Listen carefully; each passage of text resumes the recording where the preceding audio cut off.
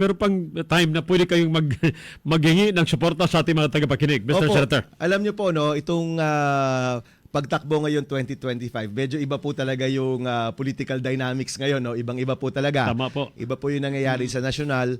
Pero kami naman po, pag-ikot po namin, ang pinupuntahan po namin, mga estudyante, mga komunidad, mga nanay at tatay na kumakayod para sa kanilang pamilya. Sabi ko nga po, ang eleksyong ito dapat tungkol sa taong bayan. No? Kasi lahat po ng eleksyon usually tungkol sa politiko, tungkol po sa aming tumatakbo. Oo. O di kaya tungkol sa mga nakaupo. Gawin naman natin tong eleksyon na to tungkol sa taong bayan. Ano ba talaga yung pangangailangan? Alam ko po na ang taas ng presyo ng bilihin ngayon. Alam ko po na pagdating sa edukasyon, kahit libre na po yan, ang taas pa rin ang gastos natin. Alam po natin na ang raming hinahanap ng pamilyang Pilipino, hindi ho nila mahanap-hanap pagdating sa government services. Sabi ko nga po, ibalik natin sa basics, no? Ibalik natin sa basics itong usaping ito. Ano ba ang kailangan ng bawat pamilyang Pilipino? Ano ba yung pwedeng magawa ng gobyerno para maibigay yung tulong na yon, no? Kami po nakatutok sa edukasyon kasi alam ho namin yan yung paraan kung paano tayo makakalampas sa kahirapan. Pero higit pa po dyan, yung edukasyon na kung gawin nating mas abot kaya, mas gumagaan yung pang-araw-araw nating buhay, Sir Jun, no?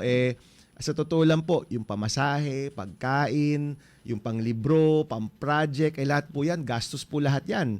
So kung kayang tutok sa kung saan-saan, di ba? Walang ibang interes kung hindi tulungan ng taong bayan. Yun po talaga ang nais po naming ibahagi sa ating mga kababayan. At sabi ko nga po, kung ang nais natin ay mga taong magtatrabaho, tayo naman po handang magtrabaho, nagtrabaho na, walang bayad po ng korupsyon, walang skandalo, handa pong siguraduhin na ang pera ng bayan mapupunta po sa bayan. Okay.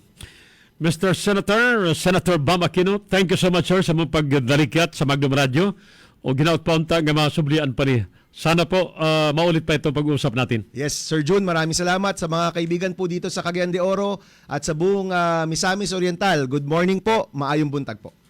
Thank you, sir. Inyo na ba mga igsoon si Kanis Senator Bam Aquino, kandidato sa pagkasenador alang sa May 12, 2025 midterm elections. Alas 7 ni Sunabi sa mong pagbalik dugang mga balita. Stand by. Magnum 45